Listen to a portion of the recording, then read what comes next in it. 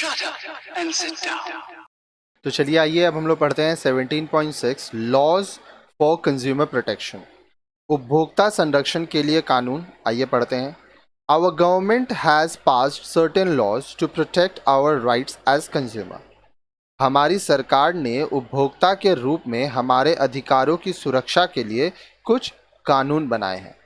Under these law any consumer with a genuine grievance can file a formal complaint against a trader and take him to court.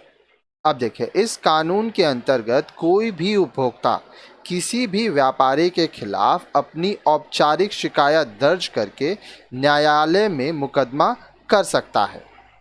These laws are briefly discussed below. इन कानूनों की व्याख्या संक्षेप में नीचे की गई है। Agriculture produce grading marking act. अब देखिए, कृषि उत्पाद अधिनियम। Under this act the AG mark standardisation mark is given by the government to agricultural or farm produce.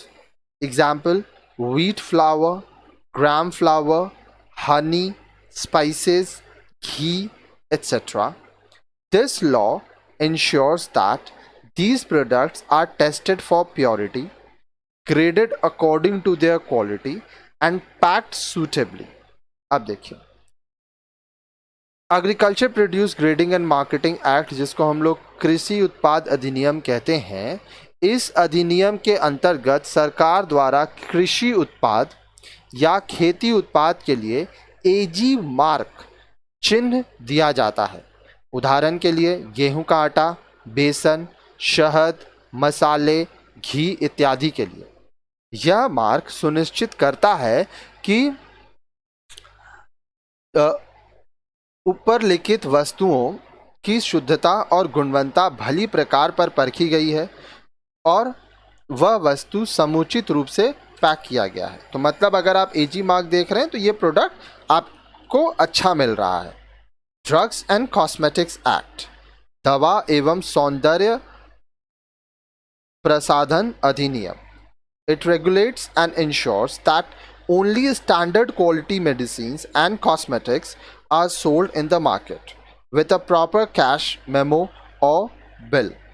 अब देखिए, दवा एवं सौंदर्य प्रसाधन अधिनियम के अंदर यह सुनिश्चित किया जाता है कि केवल प्रामाणिक गुणवत्ता वाली दवाइयाँ व सौंदर्य प्रसाधन सामग्री ही उचित कैश मेमो व बिल के साथ बाजार में बेची जाए। Prevention of food adulteration act, this law protects the consumer against adulterated and spoiled food stuff.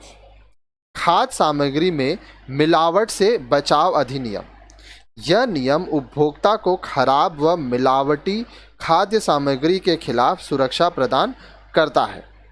आगे देखिए, फिर आता है एसेंशियल कमोडिटीज एक्ट, आवश्यक वस्तु अधिनियम। As per this act, the government ensures that all the goods and services essential to life are available in the market at a reasonable price. The government list of essential commodities includes items like cereals, pulses, sugar, raw jute, cotton and woolen textiles, medicines, paper, coal, petrol and petroleum products, iron, steel, cattle fodder, etc. अब देखिए, essential commodities act का मतलब होता है आवश्यक वस्तु अधिनियम। इस अधिनियम के अनुसार सरकार सुनिश्चित करती है कि आवश्यक और जीवन उपयोगी सभी वस्तुएं व सेवाएं बाजार में उचित मूल्य पर उपलब्ध हों। सरकार एक लिस्ट बनाती है, सूची बनाती है, जिसमें आवश्यक वस्तुओं के अंतर्गत अनाज, दालें, चीनी, जूट, सूती और ऊनी कपड़े, दवाएं, कागज, कोयला, पेट्रोल और पेट्रोलियम उत्पाद, लोहा, स्टील, पशुओं का चारा आदि आते हैं।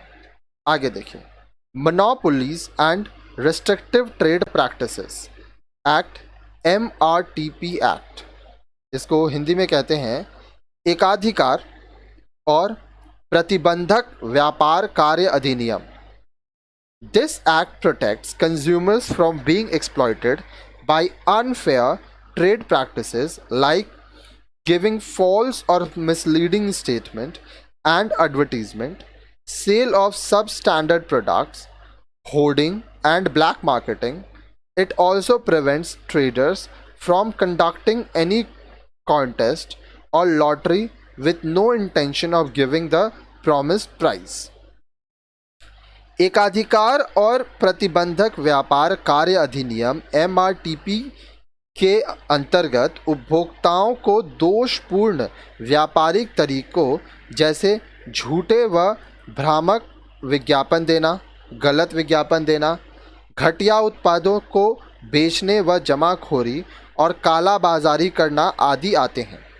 यह व्यापारियों को कोई भी ऐसी प्रतियोगिता या लॉटरी का आयोजन करने से रोकता है जिसमें पुरस्कार राशि देने का कोई इरादा ना हो. फिर आता है standards of weight and measures act. देखिए, बाट व नाप मानक अधिनियम. This act prevents the use of non standard weights and measures. It makes it compulsory for all products to bear a detailed label. You will learn about labels later. बाट व नाप मानक अधिनियम क्या करता है?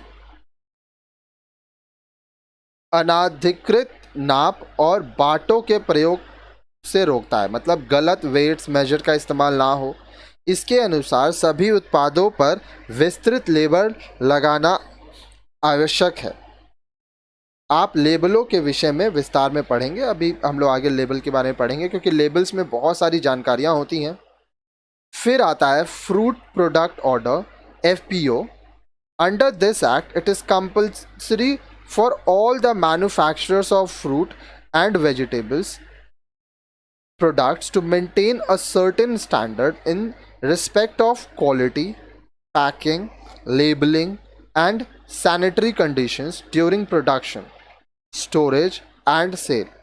It ensures that safe canned, preserved, and processed products like pickles, jams, juices, squashes, frozen vegetables, and fruits are sold in the market.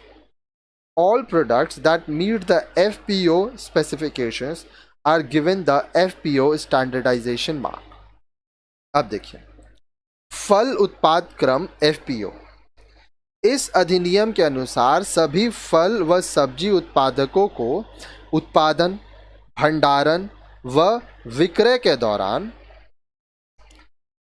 विशिष्ट गुणवत्ता, पैकिंग, लेबलिंग और स्वच्छता के मापदंड बनाए रखना अति आवश्यक है, बहुत ज़रूरी है.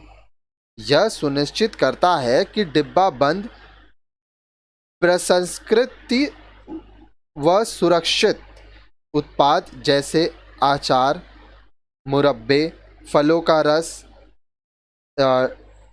स्क्वैश, फ्रोज़न सब्जियां और फल ही बाज़ार में बेचे जाएं. सभी उत्पाद जिनको FPO चिन्ह की आवश्यकता है उन्हें यह चिन्ह दिया जाता है. आगे देखिए, फिर आता है कंज्यूमर्स प्रोटेक्शन एक्ट CPA और COPRA COPRA. This act clearly defines consumer rights and responsibilities. It seeks to provide consumers with quick, easy and inexpensive redressal of their genuine complaints. Under this act, the consumers can file complaints against goods and services provided not only private companies but also the government departments. For legal settlement of complaints, courts have been set up at the district, state and national level.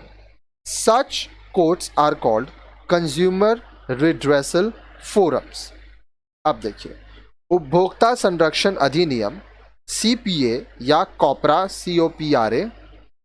यह अधिनियम स्पष्ट रूप से उपभोक्ताओं के अधिकार व उत्तरदायित्वों को परिभाषित करता है. यह उपभोक्ताओं को उनकी शिकायतों को शीघ्र और सरल क्षतिपूर्ति उपलब्ध कराने की मांग करता है। इस अधिनियम के तहत उपभोक्ता वस्तुओं व सेवाओं के खिलाफ अपनी शिकायतें न केवल निजी कंपनियों बल्कि सरकारी विभागों के खिलाफ भी कर सकता है। शिकायतों के कानूनी निपटारे के लिए जिला, राज्य और राष्ट्र स्तर पर अदालतें स्थापित की गई हैं। ऐसी अदालतों को उपभोक्ता क्षतिपूर्ति फोरम, कंज्यूमर रिड्रेसल फोरम कहा जाता है। ठीक है, फिर आता है bureau of Indian standards act BIS। Under this act the quality of certification mark ISI is given to those products which meet the specifications and standards set by the Bureau of Indian Standards. The BIS gives specification for products in terms of material used, method of production, labeling, packing, storage, and sale. For quality control, the BIS conducts surprise checks of the ISI marked products. This act also prohibits the improper use and misrepresentation of the ISI mark. Example of products bearing ISI marks are ghee, biscuits, detergent, pressure cooker, electric iron, immersion rod, geyser, LPG cylinders, etc. फिर आता है भारतीय मानक bureau अधिनियम BIS। इस अधिनियम के अंतर्गत उन उत्पादों को गुणवत्ता चिन्ह दिया जाता है जो भारतीय मानक ब्यूरो द्वारा स्थापित मानदंडों के अनुसार होते हैं। भारतीय मानक ब्यूरो उत्पादों पर उनकी सामग्री, उत्पादन की विधि, लेबल, पैकिंग, भंडारण और बिक्री के लिए प्रमाण पत्र देती है। गुणवत्ता नियंत्रण के लिए भारतीय मानक ब्यूरो ISI चिन्हित उत्पादों का निरीक्षण करता है। यह अधिनियम ISI चिन्ह के गलत उपयोग को भी प्रतिबंधित करता है। घी, डिटर्जेंट, प्रेशर कुकर, बिजली की इस्त्री, पानी गर्म करने की रॉड, गीज़र, LPG सिलेंडर आदि ISI चिन्ह वाले उत्पादों के उदाहरण होते हैं।